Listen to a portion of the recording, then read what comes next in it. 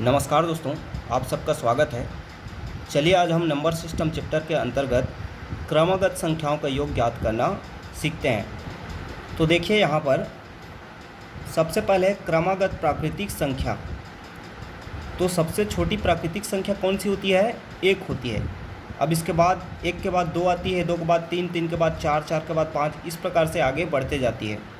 मतलब इनसे एक श्रृंखला बन रही है, सीरीज़ बन रही है। और इस श्रृंखला में आप एक चीज़ देखते हैं कि इस श्रृंखला के किन्हीं दो निकटवर्ती संख्याओं का अंतर जो है समान है।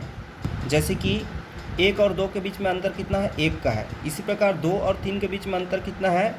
एक का है। तीन और चार के बीच में अंतर कितना है? एक है। मतलब हम एक में एक जोड़े तो दो प्राप्त हुआ, दो में एक जोड़े तो तीन प्राप्त हुआ, तीन में एक जोड़े तो चार प्राप्त हुआ। तो इसी अंतर को ही हम इस श्रृंखला का सार्व अंतर या कॉमन डिफरेंस कहते हैं, जिसको हम डी से डिनोट करेंगे या दर्शाएंगे। इसी प्रकार देखते हैं क्रमगत सम संख्याएँ। तो सबसे छोटी सम संख्या कौन सी होती है? दो। तो दो के बाद चार, छः, आठ, 10, 12 और आगे बढ़ते चले जाएगी। इस प्रकार आप यहाँ पर भी देखते हैं इस श्रृंखला में कि इनके बीच में अंतर कितने का होता है? दो में दो जुड़ा तो चार, चार में दो जुड़ा तो छः। मतलब इनके बीच में कॉमन डिफरेंस कितने का हुआ? दो का हुआ। इसी प्रकार से आप क्रमगत विषम संख्याओं में देखते हैं तो सबसे छोटी विषम संख्या कौन सी होती है? एक। एक के बाद तीन, तीन के बाद पाँच, सात, नौ, आगे बढ़ते चले जाएगी। इनके बीच में अंतर कितने का है? एक में दो जुड़ा तीन, तीन में दो जुड़ा पाँच। इस प्रकार से इनके बीच में अंतर जो है दो का होता है। तो कॉमन डिफरेंस कितना हुआ? दो। और यदि आपको किसी संख्या का गुणज बोला जाए, मतलब मल्टीपल, तो यहाँ पर कैसे करेंगे? जैसे कि एग्जाम्पल के लिए पाँच का गुणज बोला है, तो पाँच का हमें क्या करना है? टेबल पढ़ना है। पाँच कम पाँच, पाँच दूनी 10, पाँच तिया 15, पाँच चौक 20। तो इनसे भी एक श्रृंखला बन रही है, क्योंकि इनके दो निकटवर्ती संख्याओं के बीच में अंतर जो है समान है। तो किन्हीं संख्याओं के गुणज में सार्व अंतर या कॉमन डिफरेंस कितने का होता है? उस संख्या का ही होता है। जैसे कि यहाँ पाँच का गुणज है, तो यहाँ पर कॉमन डिफरेंस कितने का हो जाएगा? पाँच का होगा। पाँच में पाँच 10, 10 में पाँच जुड़ा 15। चलिए अब कुछ सूत्र देखते हैं जिसके सहारे हम प्रश्नों को हल करेंगे। तो पहला है प्रथम n क्रमगत प्राकृतिक संख्याओं का योग। मतलब यहाँ पर आपको क्वेश्चन ऐसा पूछा जाएगा कि प्रथम 50 क्रमगत प्राकृतिक संख्याओं का योग कितना है? तो यहाँ पर n मतलब कुल संख्या है। n मतलब क्या है? कुल संख्या। तो इसके लिए सूत्र हो जाएगा n गुणा ब्रैकेट में n+1/2।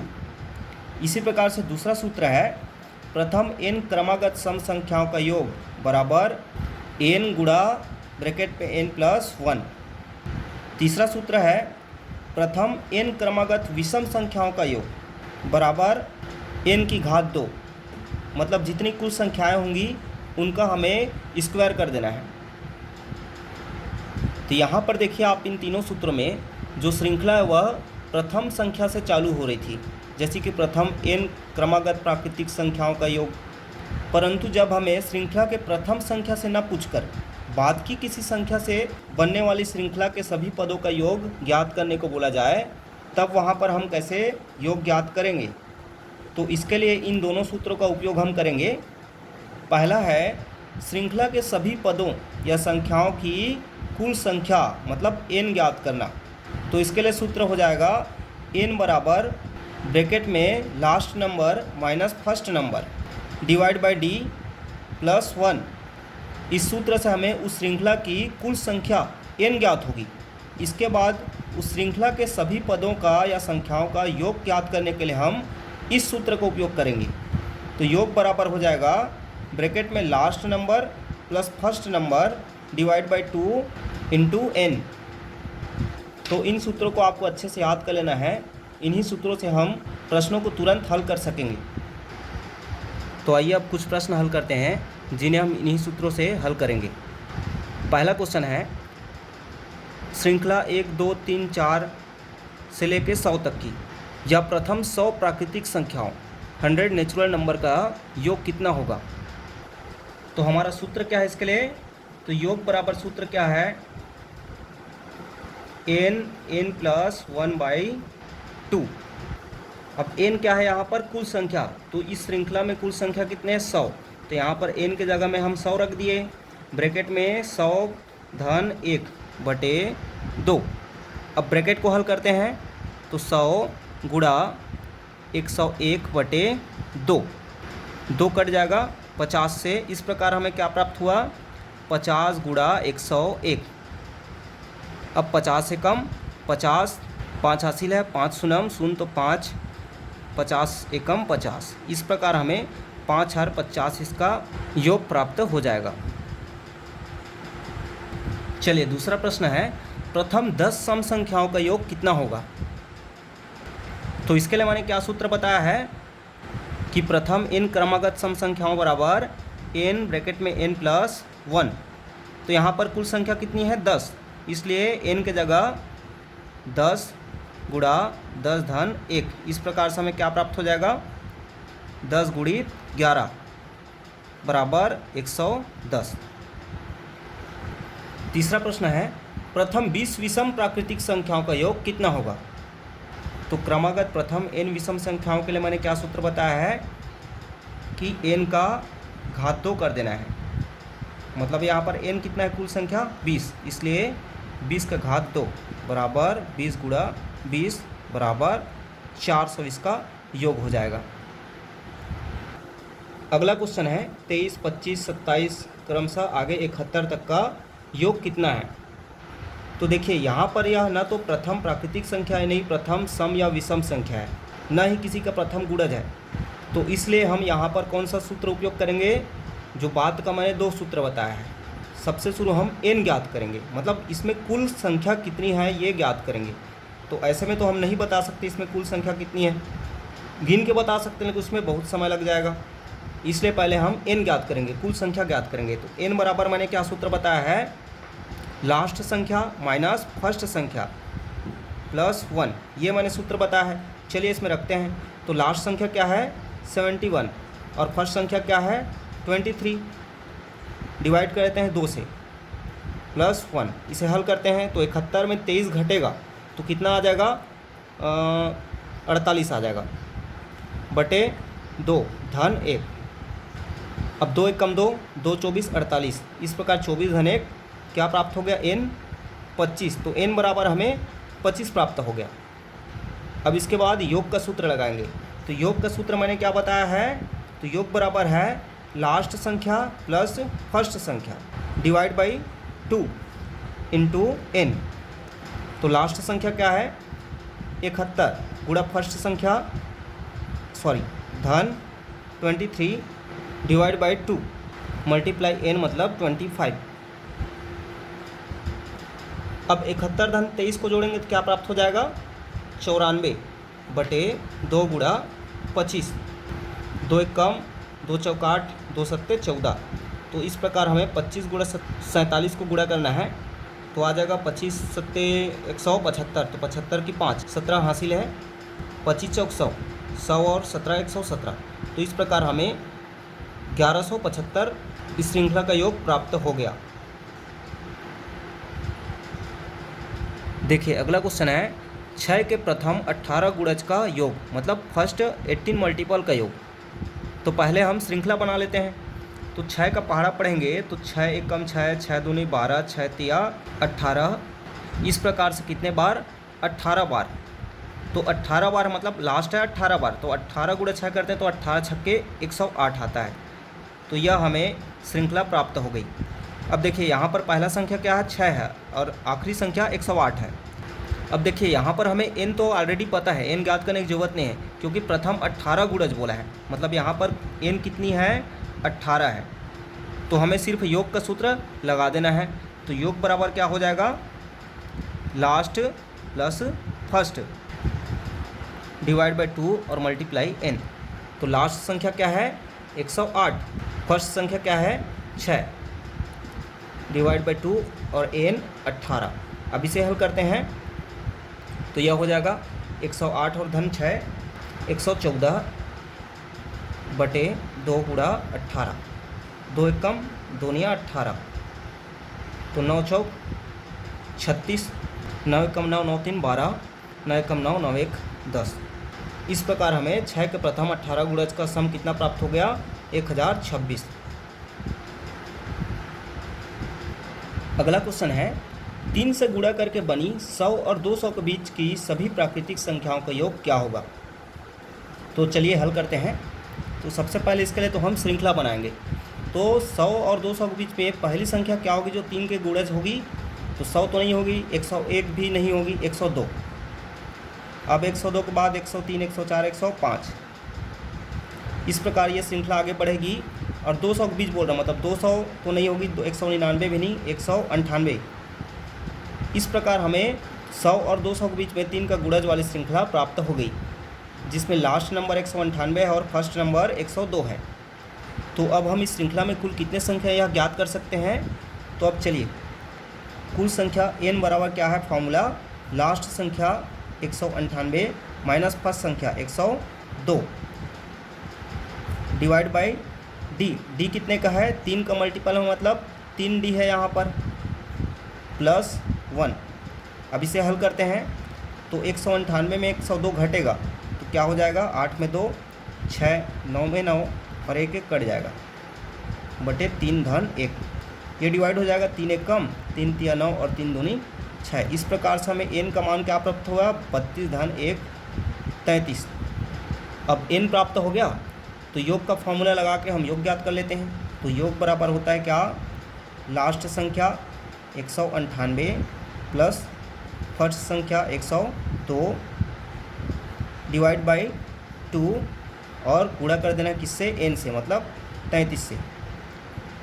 इन दोनों को जोड़ते हैं तो 8 2 10, 9 1 10, 3, ये हो जाएगा 300 बटे 2 गुणा 33। तो 2 1 कम, 2 150। अब इसे गुणा करेंगे तो 0 15 तिया 45, 4 15 तिया 45, 4 49। इस प्रकार हमें इसका योग 4950 प्राप्त हो गया। अब देखिए, यदि n क्रमागत संख्याओं का योग ज्ञात हो तो ठीक बीच वाली संख्या बराबर योग बटे n होगी। परंतु यहाँ पर याद रखिए n का मान विषम संख्या में होना चाहिए, मतलब उनके टोटल नंबर ऑफ टर्म्स हैं वे विषम संख्या में होना चाहिए, 3 5 7 ऐसे। तो चलिए क्वेश्चन देखते हैं। जैसे कि 3 क्रमागत सम संख्याओं का योग 24 है, तो ठीक बीच वाली संख्या बताना है। तो क्या करना है, आपको योग दिया 24, तो 24 और बटे n कर देना है। तो n कितना है, 3। इस प्रकार हमें 3 8 24 इसका मान प्राप्त हो जाएगा। ये 8 जो है बीच वाली संख्या होगी। तो इसकी अगली संख्या क्या हो जाएगी, 8 धन 2 10, और इससे पहली संख्या क्या हो जाएगी, 8 ऋण 2 6। तो वे संख्याएं हमें 6 8 और 10 होगी। एक और क्वेश्चन है, 5 क्रमागत सम संख्याओं का योग 250 है, तो सबसे बड़ी सम संख्या ज्ञात कीजिए। तो फिर इस सूत्र से हम कर सकते हैं, ठीक बीच वाली संख्या बराबर क्या हो जाएगी, 250 योग बटे n कितना है यहाँ पर, 5 है। तो इसलिए हमें क्या प्राप्त हो गया, 5 5 6 25 और 0, तो 50 क्या प्राप्त हो गया, बीच वाली संख्या यार। अब यह ठीक बीच वाली संख्या है तो इससे बड़ी संख्या बोले, सबसे बड़ी संख्या। तो यहाँ पर संख्याएँ कितने हैं, 5, 1 2 3 4 और 5 क्रमागत सम संख्याएँ हैं। तो हमें तीसरा संख्या प्राप्त हुआ कौन सा, 50। तो चौथा क्या हो जाएगा, 50 धन 2, और पांचवा क्या हो जाएगा, 50 धन 2। तो सबसे बड़ी संख्या इस प्रकार क्या हो जाएगी, 54। अगला क्वेश्चन है, 5 क्रमागत विषम संख्याओं का योग 145 है, तो सबसे छोटी वाली विषम संख्या ज्ञात कीजिए। तो फिर सबसे पहले हम क्या करेंगे, ठीक बीच वाली संख्या ज्ञात करेंगे।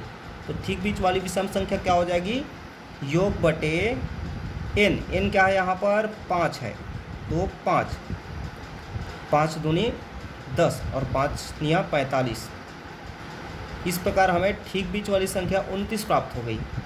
अब बोल रहा है सबसे छोटी विषम संख्या, तो सबसे छोटी विषम संख्या क्या हो जाएगी, तो कुल कितने संख्या है यहाँ पर, 5, इसलिए 29 जो है तीसरी संख्या है। तो सबसे छोटी संख्या क्या हो जाएगी, 29 में 2 और 2 और घटा देना है।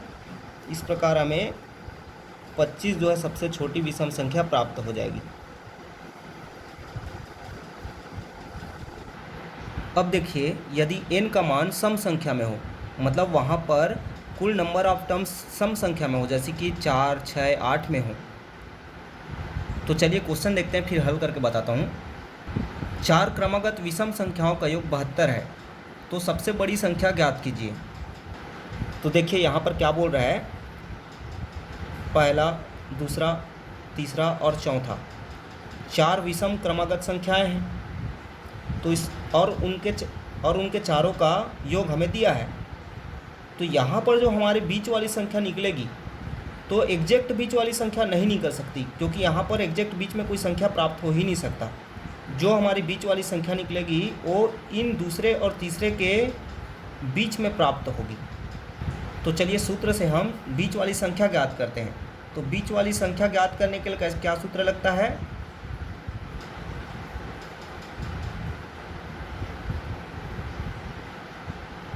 योग बटे n। तो योग कितना है 72 और n कितना है 4। इस पर तो 4 एक कम 4 और 4 अट्ठे 32। इस प्रकार से हमें बीच की संख्या 18 प्राप्त हुई। और यह बीच की संख्या कहाँ पर जाएगी, दूसरे और तीसरे संख्या के बीच में जाएगी, मतलब यहाँ पर।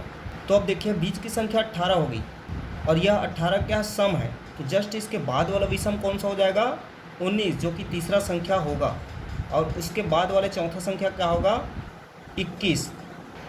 तो इस प्रकार सबसे बड़ी संख्या कौन सी हो जाएगी, 21 हो जाएगी।